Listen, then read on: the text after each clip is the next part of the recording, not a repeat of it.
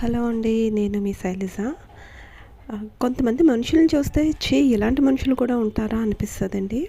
అలాగే ఇక్కడ నేను లాస్ట్ టైమ్ ఒక కోచింగ్ సెంటర్‌లో పార్ట్ టైమ్ వర్క్ చేశాను. ఇది మధురవాడ డీమార్ట్ అపోజిట్‌లో ఉందండి. అతనేంటంటే నేను ఏప్రిల్ మంత్ ఎండింగ్‌లో జాయిన్ అయ్యాను. మే అంతా అయిపోయింది. జూన్ అయిపోయింది. జూలై 15th వరకు చేశాను. శాలరీస్ ఇంతకుముందు వాళ్ళకి ముగ్గురికి కూడా సరిగ్గా ఇవ్వలేదు అని తెలిసింది. ఎవరు చేసేదైనా శాలరీ కోసమే కదండీ! సో, నేను ఆగిపోయాను. తర్వాత ఎన్ని సార్లు అడిగినా సరే శాలరీ కోసం ఒక 10 డేస్‌లో ఇస్తాను, 1 వీక్‌లో ఇస్తాను, నెక్స్ట్ మంత్ ఇస్తాను అలా అంటూనే ఉన్నారు. లాస్ట్ టైమ్ అయితే మా పాప హాస్పిటల్‌లో ఉంది. చెయ్యి ఫ్రాక్చర్ అయింది సార్. నాకు అమౌంట్ చాలా అవసరం. ఇప్పుడు హాస్పిటల్‌లో ఉన్నాను. పిక్ కూడా పెట్టాను. అట్‌లీస్ట్ చూసి నెక్స్ట్ మంత్ ఇస్తానని పెట్టారు తప్ప మళ్ళీ అతను ఒక గవర్నమెంట్ ఎంప్లాయ్, సచివాలయ ఎంప్లాయ్. ఓన్లీ ఇక్కడ కోచింగ్ సెంటర్, రీడింగ్ రూమ్, అలాగే ఇంకా హోమ్ ట్యూషన్స్ ఇవన్నీ ఉంటాయండి. టర్నోవరే 1,00,000 దాటి ఉంటుంది. అలాంటిది అతను నాకు ఇవ్వాల్సిన అమౌంట్‌కి ఎందుకు అంత ఇదిగా తిప్పిస్తున్నారో అర్థం కావట్లేదు. అంటే నా ఒక్కదానికే కాదు, ముందు ఒక ముగ్గురికి కూడా అలాగే చేశారంట. అతను అండ్ వాళ్ళ బ్రదర్ కూడా ఏంటంటే అతను ఒక పెద్ద కాలేజ్‌లోని వర్క్ చేస్తున్నారు.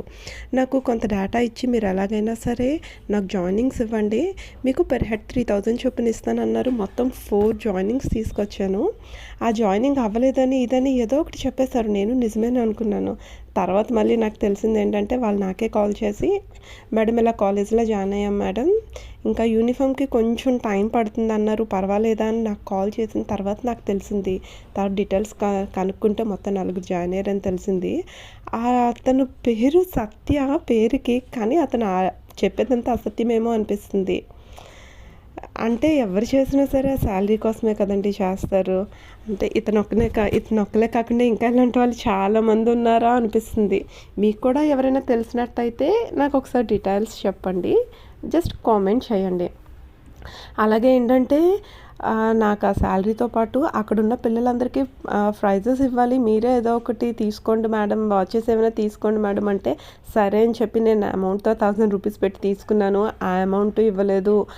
అలాగే నెక్స్ట్ ఫస్ట్ పాలిటెక్నిక్ సంబంధించి జాయినింగ్స్ తీసుకురండి మేడం, దానికి మీకు ఇంత అమౌంట్ ఇస్తాను, ఇంత పర్సంటేజ్ ఇస్తాను అని చెప్పి చాలా ఆఫర్ అనేది పెట్టారు. నేను ఇంటికి వచ్చిన తర్వాత కూడా ప్రతి ఒక్కరికి కాల్స్ చేసి మరీ కోచింగ్ సెంటర్లో జాయిన్ చేశాను. నియర్లీ 30 మెంబర్స్ ఎగ్జామ్ రాస్తే ఒక 11 మెంబర్స్ జాయిన్ అయ్యారు. దానికి సంబంధించి కూడా అసలు అమౌంట్ ఇవ్వలేదు. అంటే ఇదంతా ఎందుకు చెప్తున్నానంటే ఇలాంటి మనుషులు కూడా ఉంటారు, అంత లక్షల్లో టర్న్ ఓవర్ ఉండి కూడా ఇవ్వట్లేదు అని.